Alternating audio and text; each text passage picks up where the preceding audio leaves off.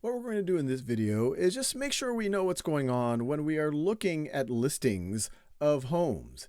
And I'm going to do this on Redfin. There's other sites like Zillow, and there's several others that people often use when they're looking for houses.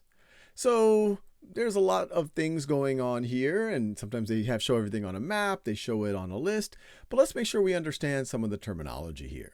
So what most people care about is the price, which is very clear here in each of these situations. For example, this house here is $269,000. If I were to click on it, I can actually see the listing. But there's some interesting things going on here. Obviously, it gives the address. We can look at it on a map. It says there's 4 bedrooms and 2.5 baths. What is 2.5 baths? I think most of us know what a whole bathroom is.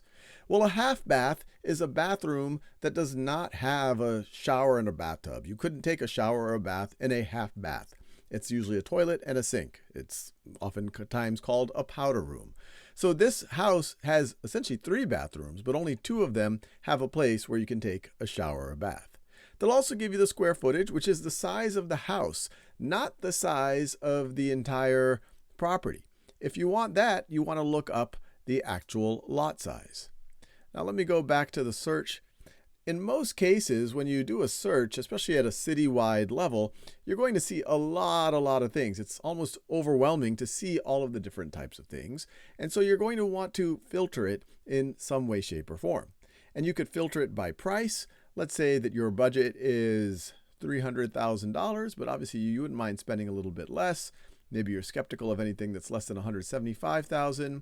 You don't want to spend any more than maybe in a stretch you'll go up to $350,000. So in this case, that has filtered down the number of houses that are of interest to us. Now we can look at the number of bedrooms. A studio is a place that doesn't have a separate bedroom from the living area, that essentially the den and the bedroom is all one big room. Oftentimes the kitchen is all in that one big room as well. One bedroom, obviously that one bedroom is separated, etc., etc. Baths, we just talked about that. You can have half baths, so you can filter by that. Let's say you need at least 1.5 baths. You want to have at least 2 bedrooms. And obviously this is saying 2 or more right over here. So the filter keeps happening. Now they say type of house. So what is the different type of home? What is the difference between all of these? Typically, when someone says a house, this is a standalone house. It doesn't have a shared wall with anyone else or a shared ceiling or floor with anyone else. It's completely standalone. A townhouse usually means homes that have shared walls. So they literally, you can't walk between them. They could have their own backyard. There might not be anyone above or below them, but they are next to each other. So they're a little bit more tightly packed.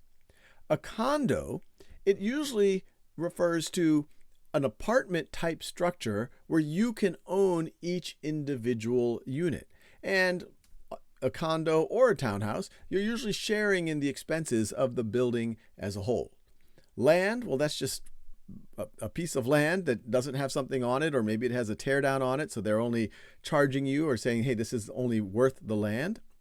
Multifamily is when you could buy multiple housing units at once. So it might be a duplex where there's 2 homes that are connected to each other in some ways. It could be larger. Sometimes if you're looking to get into an investment, you might want to get a 3 or 4 unit property, and maybe you rent those out as a source of income.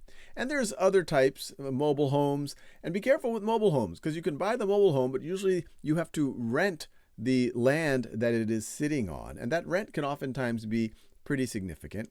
A co-op is usually like a condo. It's usually an apartment type structure, but they get to be a little bit more picky on who's allowed to buy into it, and they usually have a larger shared payment for things in the building. And they tend oftentimes to be a little bit fancy, but that's not always the case. So I'll leave you there. This is just get you a sense of like, hey, let's say I want a standalone house with at least 2 bedrooms, 1.5 bath. All of a sudden, and in this price range, all of a sudden I have filtered it down a good bit. There's more to it, and every website, whether you're using Redfin or Zillow or anything else, is a little bit different, but at least you're now getting a sense of how do you find properties and what these words actually mean.